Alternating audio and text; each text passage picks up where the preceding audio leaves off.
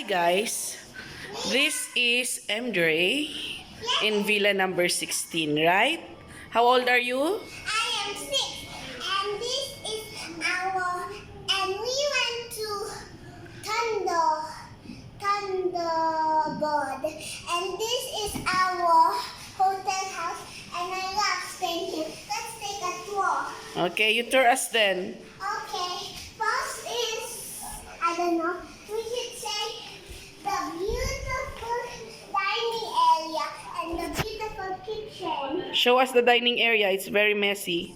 I see a Okay. And this is the, if you already found it, the table and shelf. And then there's something for the outside wall. The outside wall, Outside balcony. outside balcony, and outside wall. And let's go over here to the normal bathroom.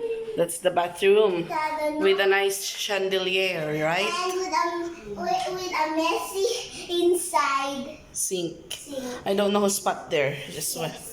Okay, and then tour us with the first room first, not there. Okay, let's go over here.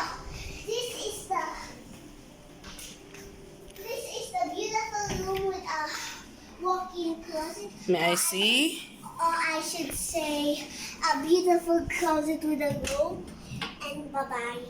I think we need to open the lights. Yes. Is there a light here? There's a light. Oh, there's a tub. Wow. It is a magic. Oh, we can try it Yes. later. There's a tub.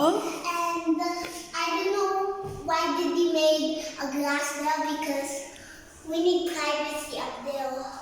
No, nobody's going to look at you when you're going to stay in the tub. Oh, okay. Let's go to the next one. Oh, And toilet. this is there's a toilet in this first room with a vanity mirror. Okay.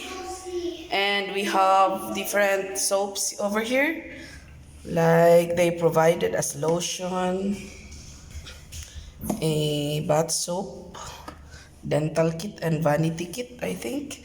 They also have here a hair blower with their logo, I thought it Thunderbird. used to be called. Yes, okay. So we also have a shower over here. And It's we very have clear. a basket that you can put your, It's a hamper. You're going to, put your clothes after using. okay, and then, And then we go to the next room. wait, you look for Manang first if she already finished changing her clothes before we can get there. How do we turn on the lights? Ayun, ang lights natin. To appreciate the whole beauty of it. Here is it. It is here in the beauty. Ano ang nasa likod nito? Basically, it's just a curtain. Blackout curtain. There. As you can see, dito sa villa na to, tanaw na tanaw ang golf course. Over there.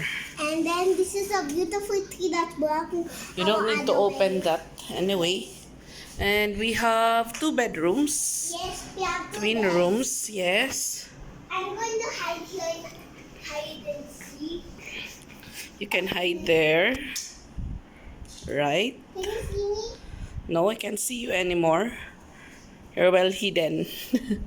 And of course, we have a lamp over here. Oh, and then let's go to the next room. Can we turn it on? There. It's nice. It has A nice refrigerator. bathrobe and any yan, mga storage. Okay, let's check the other room. You show me. You show me. Where is the little girl na nagtuturo sa akin? Wow. Okay, so here is the other room with the king size bed. Unknown room. Walang ilaw ba dito para i-tour natin? Yan. Naka-on na. May own TV din. Huwag kang mag-change I'm showing them the room eh. Oh, there. That's the king size room. Sana all. And they have telephone over there. Okay. And they also have a bathroom over here. Tama? Yes. You see? Provided ang CR. Then, sa second room. And of course, sige nga Alexa, close it. Ginawang automatic, ano? Okay, here is Bonita na nagtuturo po. And yan po ang kabuang room ng Villa 16. Pasensya na sa mga kalat namin. Yan. So far, yan ang mga rooms na nandito. Thanks. See you sa pagtutur ko mamaya.